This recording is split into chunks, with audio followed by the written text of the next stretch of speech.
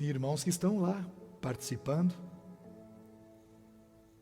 celebrando o nome e a grandeza do nosso Deus. Vamos divulgar aí o canal da igreja, né? Então, estamos voltando com transmissões, não serão transmissões ao vivo, por enquanto, mas transmissões que são gravadas e depois vai para a internet, tá?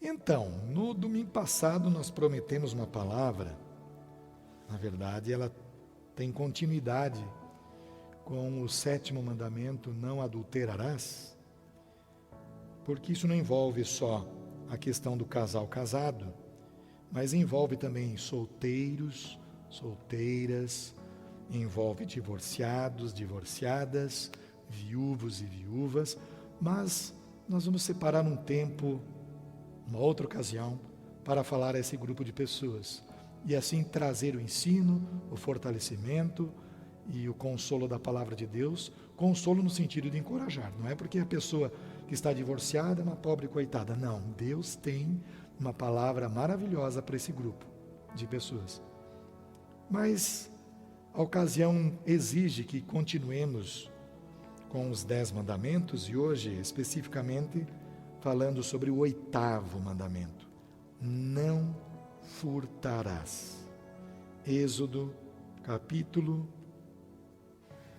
20, verso 15, não furtarás.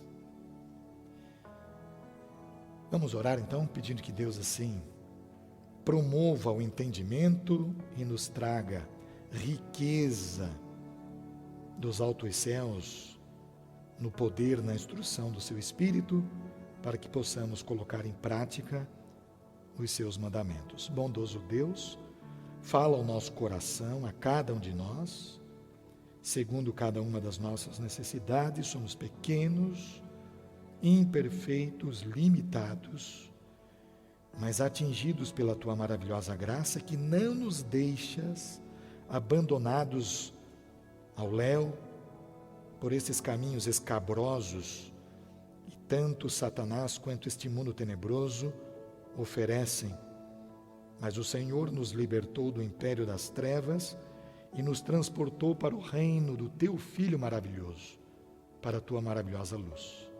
Dá-nos o entendimento e que este aprendizado possa redundar em bênçãos para a nossa casa, para a nossa vida, aonde quer que estejamos, para a tua igreja e para a glória do teu nome. Em nome de Jesus. Amém. Nós temos o nosso catecismo de Heidelberg. Pergunta e resposta 110 diz assim: o que Deus proíbe no 8º mandamento? Nós olhamos assim de relance para o texto sagrado, não furtarás, e nós muitas vezes escapa da nossa compreensão uma meditação mais profunda sobre isso, porque é tão curto, né? Não furtarás. Não furtarás, não é para furtar. Mas nós temos aqui alguns instrumentos produzidos ao longo da história da Igreja Reformada espalhada sobre o mundo, e um deles é o Catecismo de Heidelberg. Resposta para esta pergunta 110, o que Deus proíbe no 8º mandamento? Deus não somente proíbe o furto e o roubo, que as autoridades castigam, mas também classifica como roubo todos os maus propósitos e as práticas maliciosas, através dos quais tentamos nos apropriar dos bens do próximo, seja por força, seja por aparência de direito, a saber, falsidade de peso, de medida, de mercadoria e de moeda, seja por juros exorbitantes ou por qualquer outro meio proibido por Deus. Também proíbe toda avareza, bem como todo abuso e desperdício de suas dádivas. Muito bem, então, de imediato nós temos uma pergunta: há diferença entre roubo e furto? Há diferença, sim ou não? Estamos em culto de ensino. Quem acha que sim, levante a mão. Há diferença entre roubo e furto. Só 2 pessoas A Anne é suspeita, né? Ela é advogada, né? Então, há diferença. Sim, há diferença. Na questão da atitude, do ato em si. Como o pecado é a mesma coisa, né? Na essência é a mesma coisa. Mas em relação à atitude, o roubo é diferente do furto. Qual é a diferença? Furto não tem a violência. O roubo tem. Então, esta é a diferença entre ser roubado e furtado. O furto é aquele que subtrai, né? Tem programas bem interessantes sobre estes que acabam subtraindo as coisas das pessoas e elas nem sequer percebem, de repente estão sem o relógio. O sujeito aborda, dá um abraço, muito bem, temos aqui uma prova para realizar com você. E quando o sujeito vai conversando, envolvendo outra pessoa na conversa, ele vai extraindo tudo que pode. A carteira do seu bolso, seus documentos, o relógio sem violência nenhuma. Até o chapéu, até o boné. Nossa, estava aqui e não está mais. Vocês já viram esses programas? É interessante, né? O Vitor que gosta disso aí, né, Vitor? Oh, pai, que programa interessante. E é interessante mesmo. Então, nós temos uma diferença. Quando você ouve falar de roubo, é porque implica-se em violência. E furto não tem violência nenhuma. Tá? Então, vemos aqui que de uma ou outra forma se apropriar das coisas que pertencem a outra pessoa é proibido pelo 8º mandamento. E este mandamento aceita como fato, uma coisa interessante que podemos destacar, ele aceita como fato termos ou podermos planejar a nossa vida de maneira a angariar recursos e ao longo dos anos, dos dias que se sucedem, podermos adquirir aí propriedades, seja uma casa, seja um terreno, seja um automóvel e etc. Então, se o 8º mandamento está dizendo não furtarás, por outro lado ele aceita como fato esse direito. Deus nos deu esta bênção de adquirirmos as coisas, né? Casa, terra, carro, valores que podemos agregar como um curso, né? Então olha que bênção você agregar um curso na sua vida, uma faculdade, uma pós-graduação, uma especialização, um bacharel, um doutorado, por aí vai, né? Agora o que precisa ficar muito claro é que Deus é dono de todas essas coisas. Deus é Senhor de tudo o que pertence a nós. Deus é Senhor soberano sobre todas as coisas. Deus é dono não só do nosso dinheiro, da nossa riqueza, da nossa conta bancária, dos boletos que estão para vencer. Você já parou para pensar que Deus é dono de tudo isso? E nós ficamos tão preocupados em pagar as contas, em ter boletos que vão chegando. Deus é dono de tudo isso e Deus diz: fique tranquilo, filha. Fique tranquilo, filho. Talvez se você está um pouco perdido nas suas finanças, corre para mim e eu te ajudo, eu te sustento. E Deus vai te abrindo portas, caminhos, vai aplanando terrenos outrora tortuosos para te abençoar nesta vida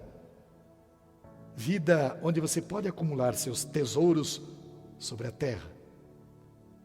Parece até que estamos entrando num terreno meio perigoso, não é mesmo? Podemos ou não podemos acumular tesouros sobre a terra? Claro que podemos, só não podemos colocar o nosso coração nessas coisas. Colocar o coração nessas coisas é triste demais. E então, como devemos usar as coisas que Deus nos dá? Deus te deu uma casa? Glorifique ao Senhor. Deus te deu um trabalho? Glorifique ao Senhor. Mas acima de todos os bens que você possui, que pertence a Deus, a tua vida vem em primeiro lugar para Ele. Tua vida. Porque sem a saúde, sem o temor de Deus, sem a riqueza da salvação no seu coração, sem a certeza do sangue de Jesus na tua vida, você pode ter tudo, mas tudo isso é tão pouco ou praticamente nada diante do Senhor. Mas se você tiver um pouco que seja, mas com temor a Deus, com o coração firmado nele, com alegria pela salvação, então isso se transforma em muito. E você pode até socorrer pessoas que estão em necessidade, oferecer conforto aos seus familiares e crescer pessoalmente. Isso é fantástico. Quando Deus nos ensina que tudo que Ele nos dá, nós desfrutamos para a glória dEle. Depois vem para a gente usar. É assim que funciona. Será que possuir coisas é o mais importante nesta vida? É claro que não. Mas muitas pessoas, eu não sei se essa frase é de Aristóteles ou de Sócrates, depois vocês podem me corrigir. Talvez não seja de nenhum dos dois. Mas essa frase diz o seguinte: há pessoas que são tão mesquinhas e guardam e não gastam o dinheiro como se fossem viver pelo resto de suas vidas de uma forma boa e tranquila, como se nunca fossem morrer um dia.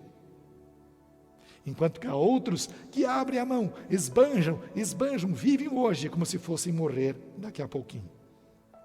Então esse desequilíbrio que essa frase traz, nos mostra que nós temos que ter responsabilidade a usar as coisas que Deus nos dá, as bênçãos que Ele acrescenta sobre as nossas vidas.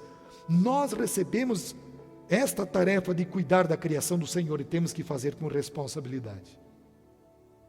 Deus criou todas as coisas para o louvor da sua glória. É da criação de Deus e da responsabilidade que Ele nos concede que extraímos alimento. Não é extraordinário isso? Daqui a pouco nós vamos para casa, aí tem um café bem quentinho lá nos esperando, né? Você pode esquentar o teu pãozinho na chapa, né? Põe um queijinho, fica mais derretido assim. Ai, pastor, nós estamos ficando com fome já, né? Sente o cheirinho, né? Então, o que Deus criou é para o nosso sustento, nossa alimentação básica. O que Deus criou é para nos vestir no frio. Eu estava até comentando, e vou fazer aqui uma propaganda para os amados irmãos. Quando os meninos do louvor viram o pastor assim chegando, ô pastor, ó, né, sobretudo hoje, né, Léo? Né, Nelson? Aí eu falei para eles, este sobretudo que vocês estão vendo, é bonito, não é bonito? É bonito, né? Pesadão, bonito. Comprei no bazar da Escolar, gente. Por um preço hiper mega barato. Mas que tem ajudado tanto esta iniciativa tão bonita. E faço aqui também, aproveito para fazer a propaganda do bazar da creche, que é outra bênção de Deus na nossa vida. Povo do Senhor, não é de duvidar, mas eu estou com quase tudo do bazar da Escolar aqui sobre mim. É muito bom esse bazar. Aí nós estávamos até observando, mas pastor, é tão chique esse negócio, né? Será que não é de algum irmãozinho que faleceu aí, né? E eu disse para eles, tô nem aí, é uma bênção. Ah, morreu, opa, morreu, né? O fulano de tal, leva para o bazar da Escolar. E o pastor vai lá e compra. É uma bênção isso. Como Deus é bom, até mesmo quando Ele chama os seus santos à glória, porque todas as roupinhas que servem para nós ficam conosco. Eu tenho pijamas que eu herdei do meu pai, que já partiu, e tenho também um hobby, né? Eu fico bonitão no hobby, meio curto, porque meu pai era mais baixo que eu, mas é tão bom aquele hobby que pertenceu ao meu paizão. Tudo isso é dádiva de Deus. O Senhor é muito bom. E aí vem aqueles que dizem, eu não uso roupa de bazar, porque o meu nível é mais alto do que isto. Porque eu não vou em tal lugar, porque meu nível é mais alto do que o deles. Misericórdia, Jesus. Piedade. Este coração precisa da intervenção soberana do Espírito Santo. Converta-se você que pensa desta forma, você que é mesquinho. Converta-se, arrependa-se do seu pecado, porque Deus é tão bom conosco. E devemos usar com responsabilidade. Ele nos dá vestes. E Ele nos dá também abrigo. Está chovendo lá fora. E nós estamos aqui abrigados. Mas acima de tudo, abrigados à sombra do Altíssimo. E nele nós descansamos, como nos diz o Salmo 91. Já observamos aqui que possuir coisas não é o mais importante na nossa vida. Não é mesmo. E todos aqueles que pensam que não passam de materialistas. Este materialismo tem tomado conta do coração de muitas pessoas. E eu me alegrei esses dias quando nós estávamos numa festança tão bonita, comemorando o aniversário de uma irmã tão amada, né, Noemi? De repente chega o Nestor: pastor, eu abri mão de uma grana legal, porque eu sei que o dinheiro não vai comprar a alegria da minha aposentadoria. Oh, Nestorzão aposentado, né, Nestor? E ele está em paz, porque há um entendimento no coração desse irmão querido, que as coisas materiais não são suficientes e não são importantes. O mais importante é servir a Deus, servindo uns aos outros. Mas há muitos que querem se servir de Deus. O Senhor tem que me dar uma casa, o Senhor tem que me dar um carro, o Senhor tem que me dar uma fazenda, o Senhor tem que me dar uma máquina agrícola, o Senhor tem que me dar uma conta bancária mais poupuda, mais gorda. E se o Senhor não dá, fica chateado com o Senhor. Como se o Senhor fosse empregado. Ele é o Senhor. Ele é o Senhor. Uma pessoa rica, que não conhece a Jesus Cristo como seu único e suficiente Salvador, é, de fato, espiritualmente pobre. Ela é tão pobre, mas tão pobre, que ela só tem o dinheiro dela. Não é verdade isso? É verdade. Você conhece pessoas assim? Tão pobre, mas tão pobre, que só tem o dinheiro. Passa o narizinho empinado assim para você, olhando assim. Usando roupa do bazar da escolar.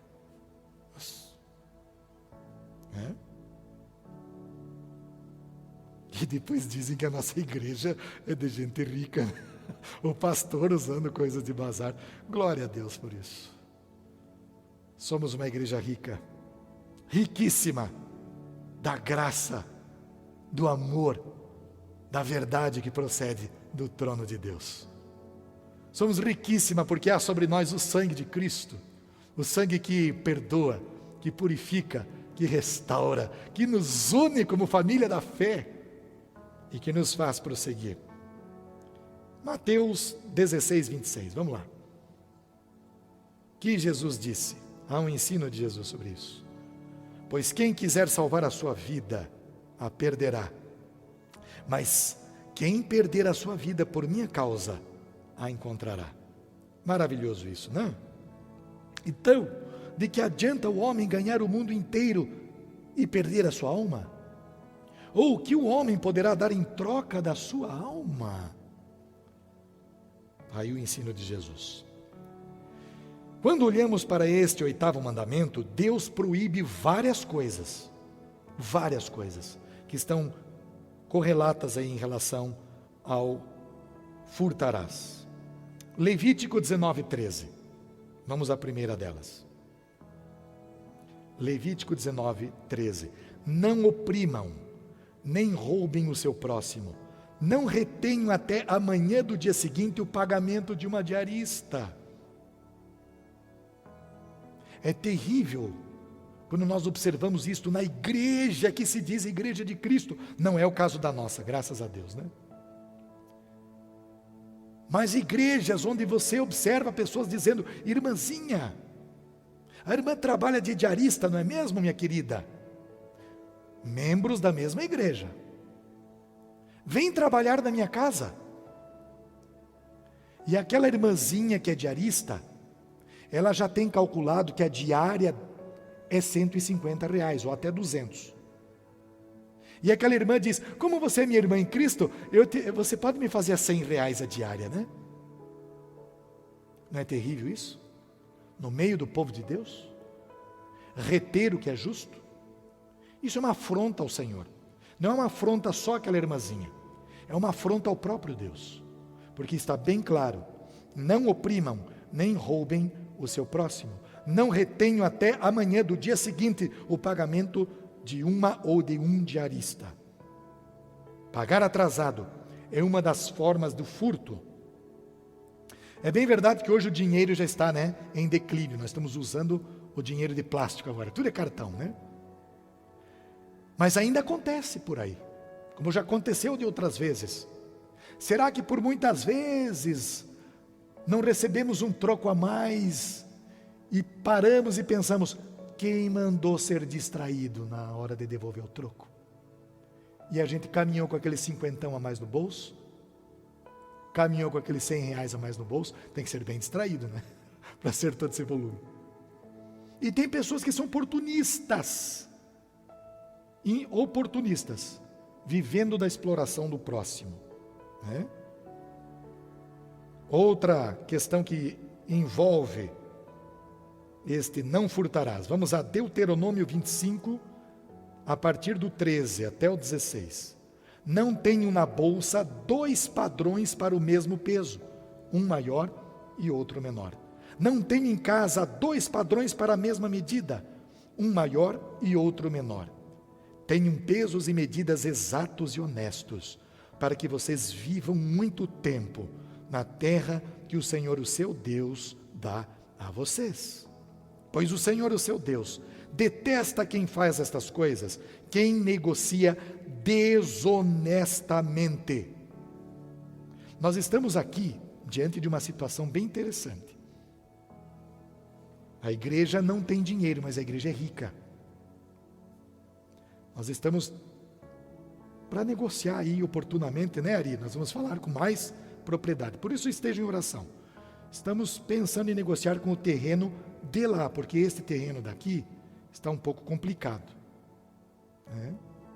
Então, negociar com o terreno de lá. Eu e o presbítero Ari conhecemos lá os proprietários, a proprietária, na verdade.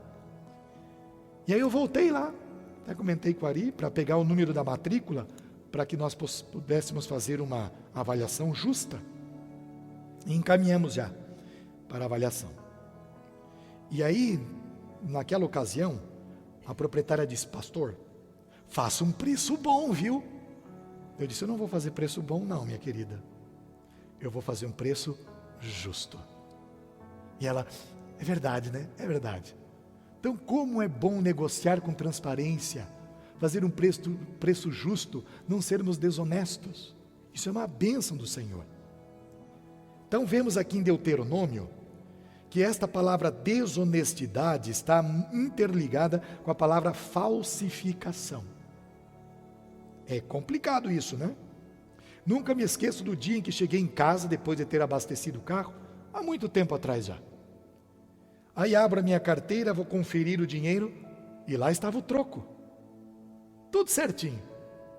Só que as notas eram falsas. O frentista do posto de gasolina me deu o troco com notas falsas, gente do céu. E agora pergunto-lhes, porque esse é um culto de ensino, como você conhece a nota, sabe que a nota é falsa? Como você sabe? Já falei isso, né? Quem se lembra?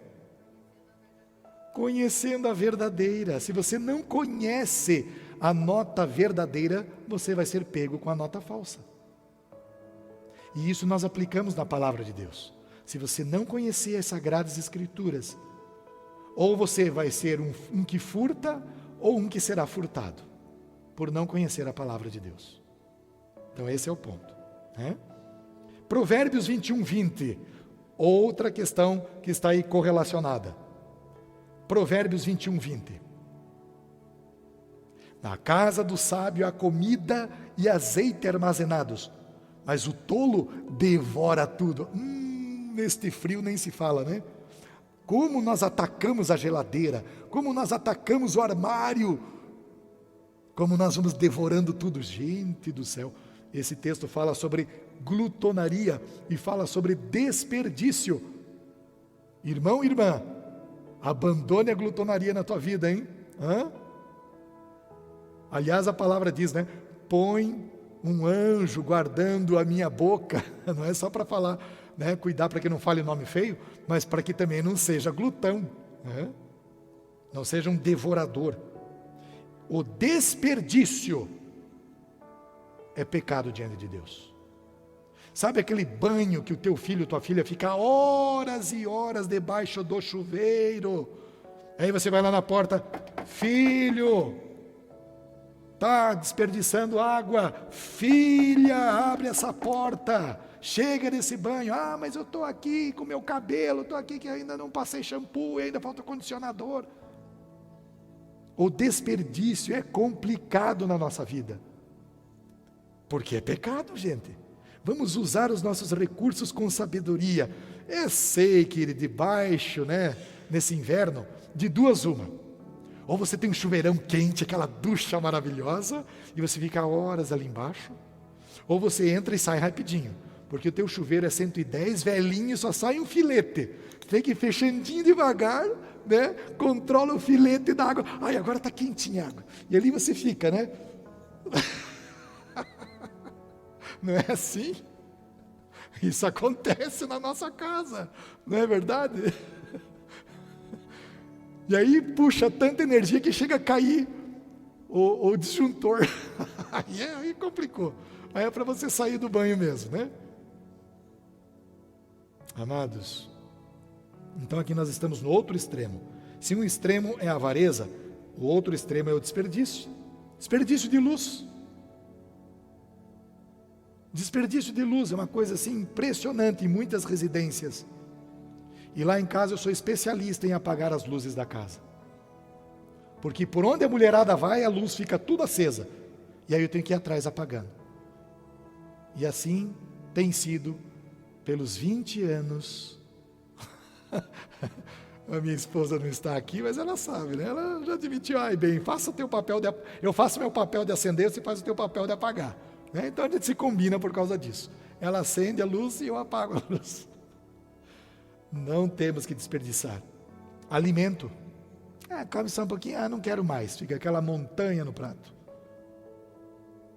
Isso tem tudo a ver com o 8º mandamento.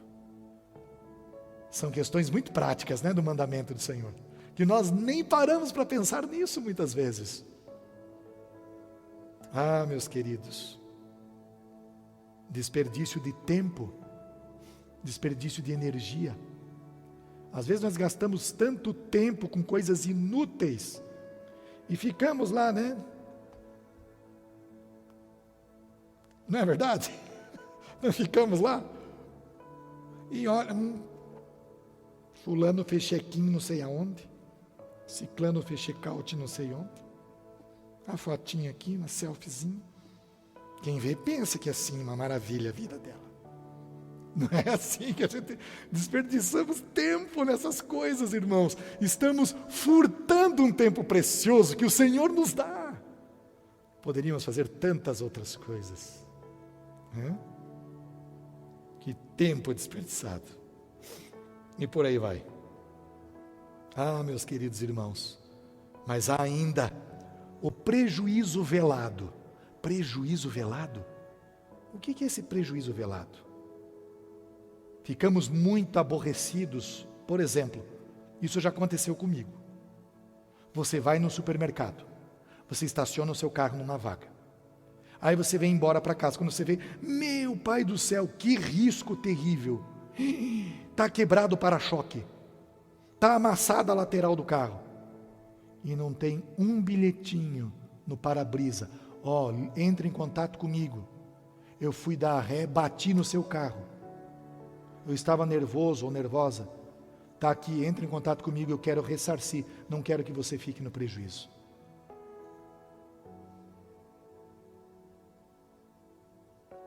Que Deus nos dê um espírito de temor e tremor na presença dEle. Não podemos deixar alguém no prejuízo. Colar na prova é prejuízo. Você pensa que está se dando bem, puxa lá aquela colinha, chega o professor perto, aquela cara de santo, de santa, não é verdade? Outra coisa que saímos do prejuízo, trabalho em equipe na escola. Eu estou cheio de coisa para fazer, põe meu nome aí no trabalho. Você vai lá e põe o nome da pessoa. A pessoa não se esforçou, não se dedicou, não estudou, não se esmerou, e aí tem o nominho dela lá na equipe. Misericórdia, Jesus. Se qualquer semelhança com fatos e acontecimentos terá sido mera coincidência, não é? É só uma caneta. A empresa é riquíssima, não vai fazer falta uma caneta na empresa. Não se trata da empresa, se trata da tua integridade. Você é um filho de Deus, uma filha do Senhor.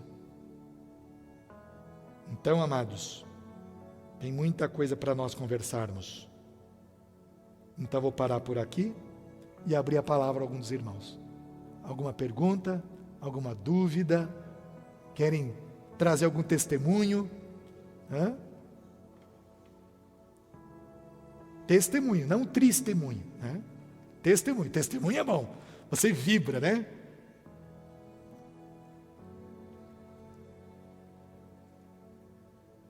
Então vamos caminhar para o final. O Senhor nos diz que nós devemos ajudar as outras pessoas, contribuir para o bem-estar delas.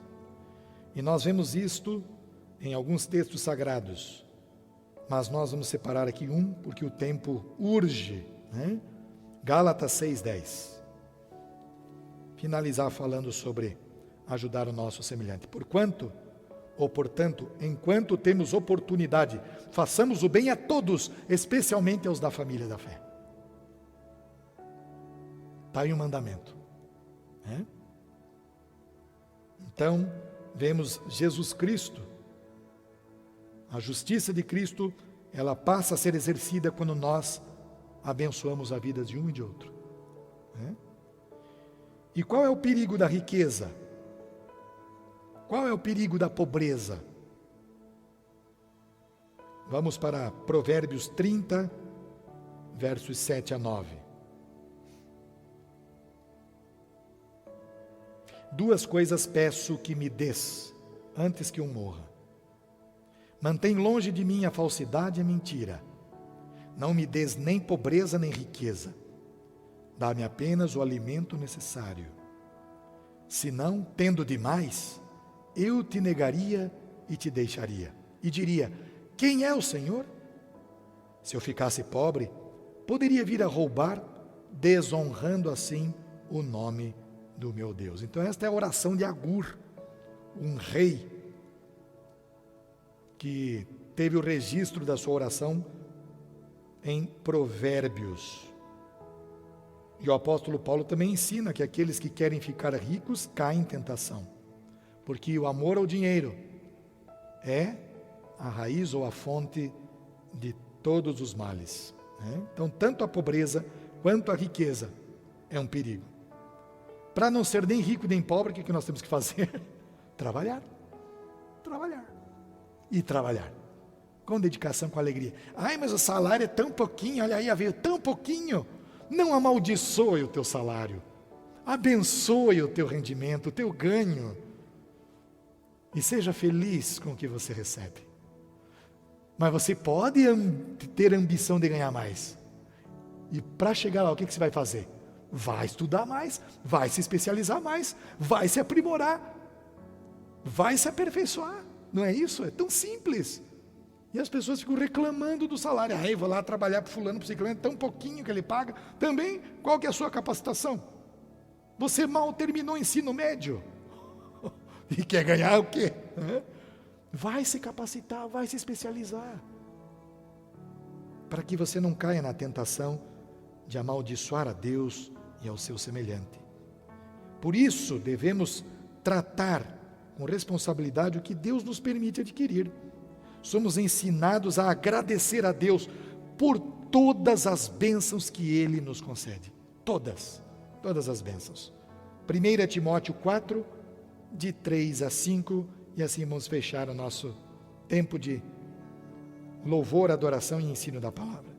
1 Timóteo 4, de 3 a 5.